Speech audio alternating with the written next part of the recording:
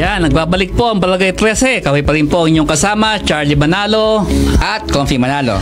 Mga katambay, ngayong araw ay may makakasama tayong isang successful na negosyanteng Pinoy na patuloy na mamayagpag hindi lamang dito sa ating bansa kundi pati na rin sa global business arena. Tama mga katambay, ang Shawarma Shack ay isang kilalang food franchise sa Pilipinas na tanyag sa kanyang buy one, get one free na shawarma wraps. Nagsimula ito noong Pebrero 21, 2015 bilang isang panggabing ambulanting food stand sa Divisoria na pinatatakbo ni na Walter Uzi Benavista at Patricia Colliantes. Kaya sama-sama natin pong i-welcome ang ating special na panauhin. Kasama natin ngayon ang founder, president at CEO ng Shawarma Shack, si Ginoong Walter Benaventura, ang tao na sa likod ng isa sa pinakamalaking Pinoy food success stories na ngayon ay tumatawid na sa international stage. Ay magandang hapon na Sir Walter. Magandang hapon na Sir Walter. Magandang hapon boss Charlie and Mas Confi. Sir Walter, 10 taon ang Shawarma Shack at agad ninyo itong dinala sa global arena. Ano po ang nagtulak sa inyo na sabing ito na ang tamang paraan para pasukin natin ang global market? Technically wala kasing tamang oras or tamang nagkataon lang na marami kaming inquiry na mga foreigner lalo na sa Singapore. Kaso ang parang meron kasing sitwasyon na parang mababa yung tingin ng mga Singaporean sa Filipino brands or siguro sa bansa natin ganon. So ang merong mga haggling ng kunwari franchise fee sa mga franchise royalty. So parang umabot na sabi 1% na lang yung royalty nyo, parang ganun. So technically parang na-challenge lang kami na kami na lang gagawa kaysa di ba? Kaysa ganyan yung touring nyo sa mga Pilipino, parang ganun. So yung entry niya sa Singapore hindi siya franchise, hindi niya pina-franchise sa isang kumpanya kundi expansion talaga. Oo. Company owned yung namin. So, pinili niyo yung Singapore bilang unang bansang paglulunsara ng Shawarma Shack sa labas sa Pilipinas. Ano yung dahilan? Ano yung mga panagtulak sa inyo na piliin yung Singapore? Bukod sa challenges na kasi Singapore malapit sa atin Singapore kasi most expensive city in the world. So gusto rin naming masubukan kung kaya ba ng Shawarma Shack mag-excel sa ganyang klaseng economy or kung ganyang klaseng klaseng surface ng business. Kailan sir ni-launch tong Singapore na? Nag-open kami July 2025. So far anong assessment nyo sa Assessment namin malaki kita, malaki din gastos. Ganun pala pagka first world country. Kasi dito pwede ka na makapagtayo ng Shawarma Shack ng ang gastos mo lang 900,000 to 1 million. So doon nagulat kami, umabot ng 15 million pesos yung kada isang store. Saka ang dami nilang regulation na nakakapanibago sa mga ginagawa natin dito sa Philippines. So, sabi mo, diba dito 1 million lang isang store, doon 15 million. Paano yung price yung pricing mo sa Singapore? Sabi mo nga, malaki gastos, malaki kita, malaki din ang gastos. So you have to adjust yung pricing. Oo, kailangan mo din mag-adjust.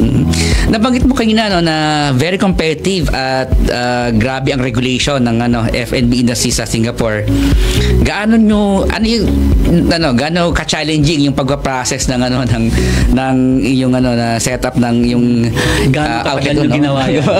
Challenging kasi dito kasi sa Philippines, pwede kasing simultaneously habang nagko-construct ka, nag-a-apply ka ng permit doon, hindi pwede. Kailangan ka muna. Tapos muna yung mo bago ka gumalaw. Tapos parang napangarami na kailangan dito mga license, mga ganun, parang lahat ng galaw mo may gastos. Hindi katulad dito, di ba, parang mas mabait pa rin ng mga Pilipino na dito pwedeng makipake, mga ganun. Doon lahat ng galaw bayad. Kaya Kakaiba talaga. Samantalang sabi na, diba, ang hirap na magtayo ng negosyo rito. But based on your experience, Nung na-experience ko, mas masarap magnegosyo sa Pilipinas kaysa sa kaysa sa first world country kasi ayun nga, straight talaga yung regulation. Ganun. And hindi pwede sa kanila mga, ba dito pwede nga sa mga yung habang nagkoconstruct ka simultaneous yung meron pang at pinapayagan pa rin ng pre-operations, diba? Pwede ka na mag-operate while processing the documents, diba? The documentation. Doon hindi pwede. Yes. Ilan yung stall na... Kasi dito, pwede to follow. Doon, hindi pwede. Ilan yung stall na ibigsan natin sa Singapore? Ilan? Magiging 2 na. Magiging 2 na siya. Opening namin this December. Ito yung, diba? Ito yung sa TOA, Payo, HDB Hub at yung susunod nga yung sa Potang Pasir. Yun nga, tulad ng follow-up po lang yung question ni Katambay Charlie kanina. Kumusta yung reception bukod sa sayo marami ka inquiry doon. Kumusta yung reception yung pagtanggap ng Singaporean market sa shawarma shack, sa lasa, sa yung natin yung siguro yung physical lang store, yung setup niya. Ayun, ginawa kasi namin kasi dito kasi sa Philippines parang mas ma-Facebook yung mga tao. So ang social media doon iba, meron doon Red Note or Xiao yung show na tinatawag. Doon kami nagpo-promote. So kinuha namin yung mga Mandarin speakers na kasi technically mas Mandarin pa rin sila kaysa sa English. Ayun, kumuha kami ng mga mga Ito ba yung Indian town? Yung Potong Pasir? Hindi po. Sa Poise Center kami Upper Serangoon Road. Kasi hindi ko... Nagpupunta ako sa Singapore pero hindi ko lang itong mga At sinabi mo rin na you're planning to make Singapore your second headquarters for shawarma shack. Ano yung nakikita mo strategic importance ng Singapore bilang second headquarters for expansion? Kasi bakit yung mga big companies like Lazada or Shopee or Facebook may mga headquarters sila doon. Siguro kung medyo may gusto mo mangarap ng mataas-taas, baka dapat ganun din yung gawin namin. Para siguro mas kasi parang napansin ko ang dami na naming sinalihang franchise expo sa abroad, siguro mga 15 na or parang lagi pag Filipino brand parang medyo hindi mataas ang tingin ng mga foreigner. Parang lagi kang mababarat, mga ganun, parang laging So naka-15 ka na travel expo abroad. Na franchise expo. Franchise expo. Dami. Siguro sa yung help ng DTI doon, mga 5 na yung kasi nag-i-sponsor yung DTI.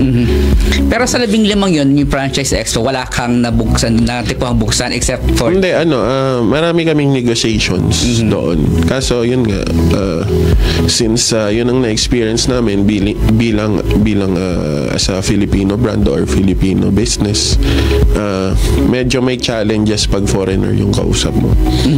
And yung challenge sa'yo, very challenging na maliit ang pagtingin sa atin ng sa Pilipinas, lalong-lalo na sa Singaporean market. And yet, you chose Singapore to be your second to be your first foray sa global market.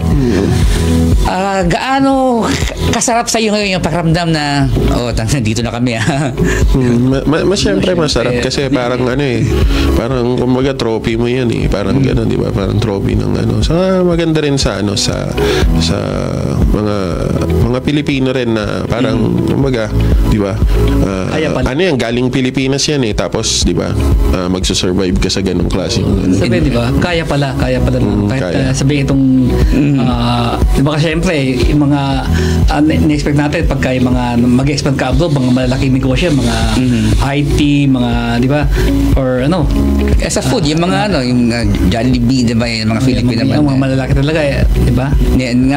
Ito 10 years pa lang to. Masyado sigurong mataas ang yung nasyonalismo ni Sir Walter. Yun, parang masaya rin pagka nakikita mo yung mga kapwa Pinoy mo bibili doon, tapos parang natutuwa sila, meron na pala dito.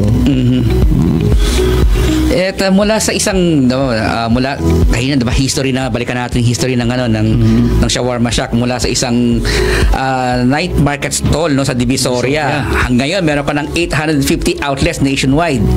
Na for 10 years lang no, meron ka ng 850 outlets. Kaka 900 namin boss last month. 900 na, kulang pala tong datos ko. So, paano nyo balak ngayon dalhin ang ganitong success formula sa ibang bansa?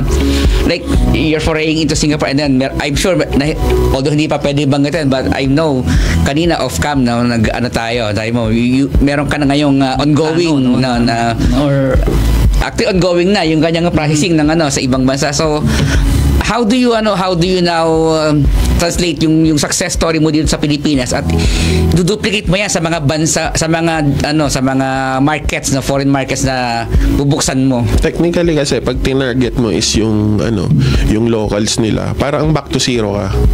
So lahat ng mga nagawa mo sa Philippines wala sa kanila yon.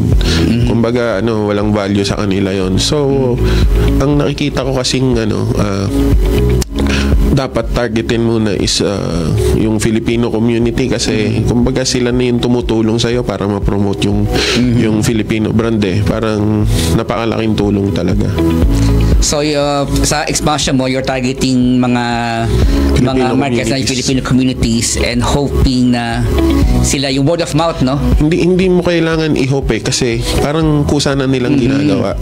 Parang they are proud rin sa na merong dong Filipino brand. Iba talaga din yung iba rin talaga yung Pilipino sa kapwa Pilipino, no? Pag sa abroad. Plus ka ng bansa, tuwang-tuwa ka na makakita ng kapwa Pilipino at makakita ng produktong Pilipino. Oo, yun napansin ko.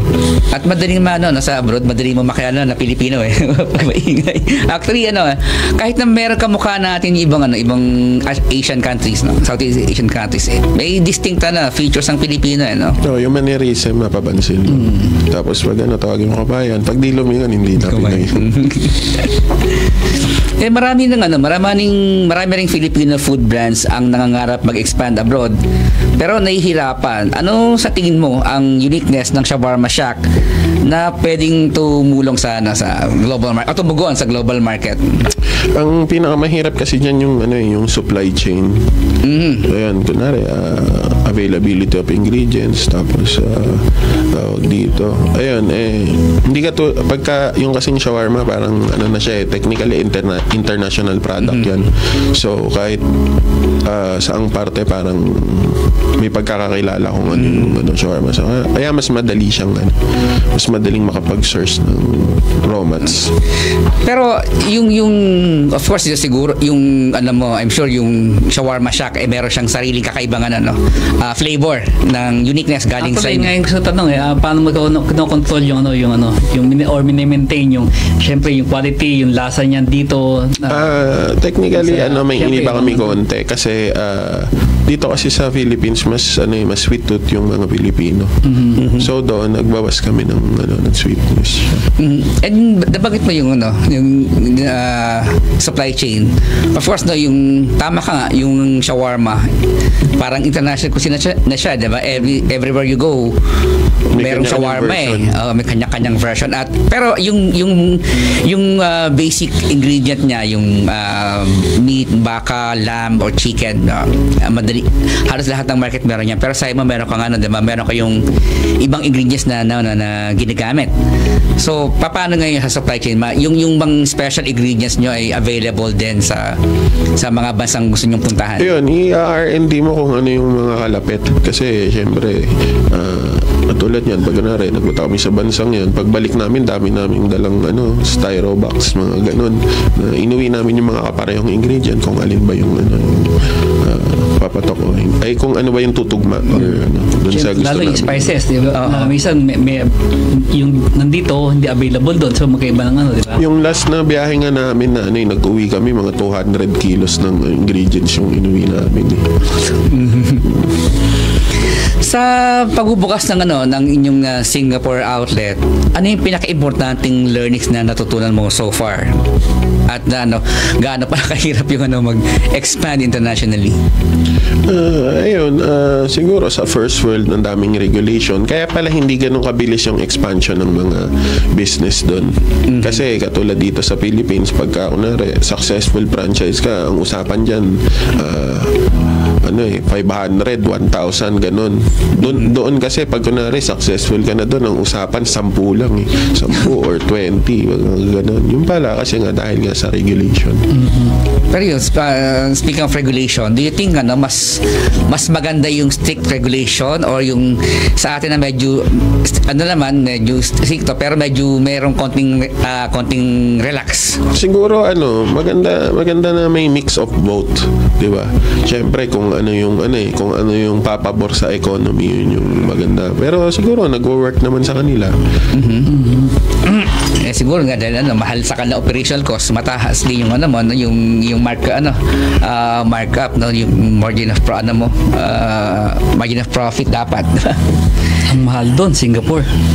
Sabi niya nga, yun ang one of the most expensive countries in the world And ano pa yung nakikita mo, Sir Walter, na biggest challenge at biggest advantage ng isang Pinoy brand kapag pumapasok na sa global market? Biggest challenge, pagka tinarget mo kaagad yung locals nila, parang ayun nga, back to zero ka. Gano'n naman, back to zero ka kasi, di ba, parang tingin kaagad nila, sino ba yun? Parang ganun. Parang wala silang i-try. So, kailangan mo pang i-package na kung maging ka din. Kunwari, pag nagtayo ka, kunwari, sabihin mo sa Singapore, kailangan maging Singaporean din yung language ng mo. Parang ganun dapat yung parang kada market meron kang ibang image. Ganun.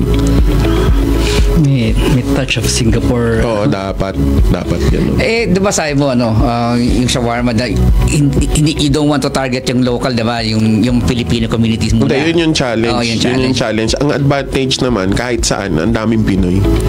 So, yun yung advantage naman. Pero one of the biggest, the deployment ng mga Pilipino sa Middle East. Kaya lang, sabi mga kanina, off-cam, ang problema sa Middle East market, kanila galing yung shawarma, di ba? Pagkain nila yan. Pero marami rin Filipino doon.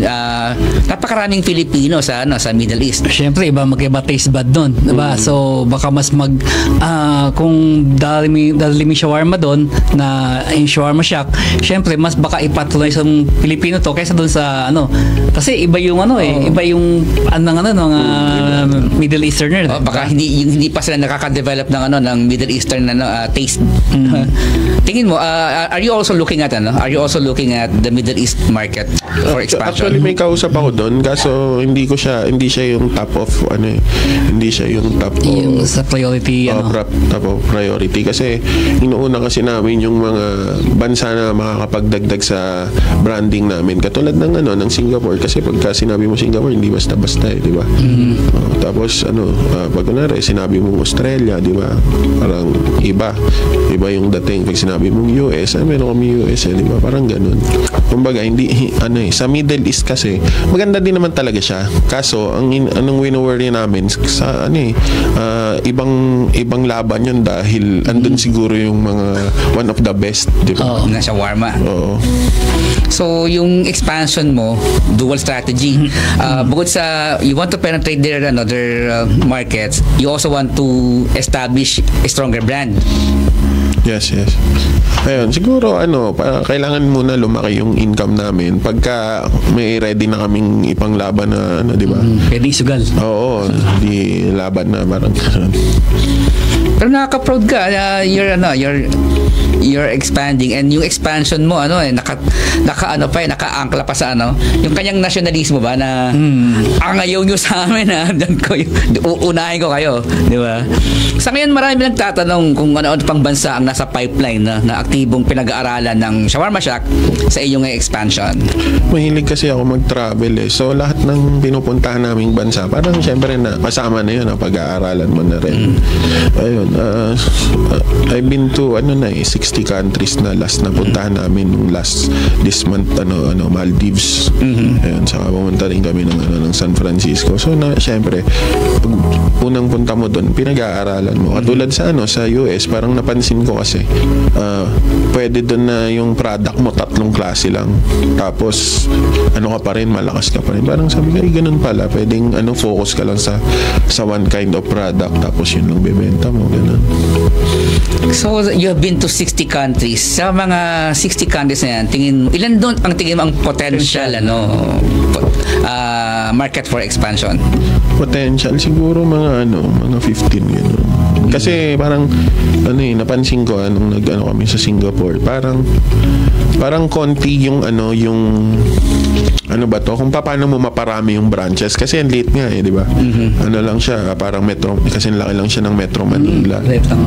Tapos ang population 4.9 million lang. So technically parang marketing lang, marketing lang yung Singapore. Hindi katulad pag nag-Indonesia ka or nag-China ka na malaki, iba yung usapan. Kasi pagka naging successful ka sa China, ang usapan 10,000 branches, mga ganun, di ba? Aside from diba ibang mga food conglomerates dito, bumibili rin sila ng yung part ng expansion na is bumibili sila ng nag-acquire sila ng ibang brands. Is that also part of your strategy? Hindi, kasi ibang klase na yun, si Jollibee, dami ng pera. So siguro malayo pa sa ganun. Pero syempre pagka mangyari, di ba, bakit hindi? Habang lumalaki yung operations ng Shawarma Shack abroad, paano mo ngayon i-maintain yung quality? Sabi mo nga yung supply chain pinaka-importante. So, and then yung maintaining ng quality, paano mo titigan na isa-solve yung challenge na yun? Yung quality kasi sa una kasi konti pa lang yung branches, so mas madali kaysa yung syempre pagka medyo may size na, kailangan mo na ng central kitchen. And then, so sa higit 1,000 empleyado ng Shawarma Shack sa Pilipinas, paano pa makinabang ang ating workforce kapag dumami yung international branches? I mean, are you training these people, yung local talents mo rito para for deploy them sa Ayun nga, doon nga kami napaproud na yung Singapore namin nakapagparating kami ng 4 na Pilipino. Technically 6 na. 6 na yung napapunta namin, napa-abroad namin. So, parang yun na yung nakikita kong purpose namin sa maging pala kami. Ito pala yung purpose namin na makatulong kami makapagpa-abroad ng mga employees namin dito. Yung mga, syempre, yung mga deserving employees na tumagal sa amin, tapos binibigay talaga yung best. So, bibigyan namin sila ng opportunity na maging maging OFW kayo dahil sa Shawarma Shack. Sila doon? Sila yung mga expats doon, sila yung mag-handle ng international operations. So, panghuli, Sir Walter, ano yung pinakamalayo at pinaka-bold na vision mo for Shawarma Shack sa susunod na 10 taon? At saang uulitin ko naman yung tanong, saang parte? 10 years, nakapag-expand ka to 900, from single night stall, sa Divisoria. Nakapag-expand ka to 900 branches. So, ano in the next 10 years? Next 10 years, siguro, syempre, gusto mo, kung mangangarap ka na lang, taasan mo na lang. Siguro, halos lahat ng continent, hindi naman buong parang lahat ng continent, meron kang ma-open. Presence. May presence ka. So, Sir Walter, maraming salamat sa iyong oras at pagpaunlak sa amin. Sana magkita-kita ulit tayo pag nagbukas ka na doon sa saan man yun. Saan man yun. Kasi parang ngayon ko lang ma-jinx sa pag na talaga. Yung mga tao napadala ko na doon, di ba? Kasi ang challenge doon sa isa namin, open visa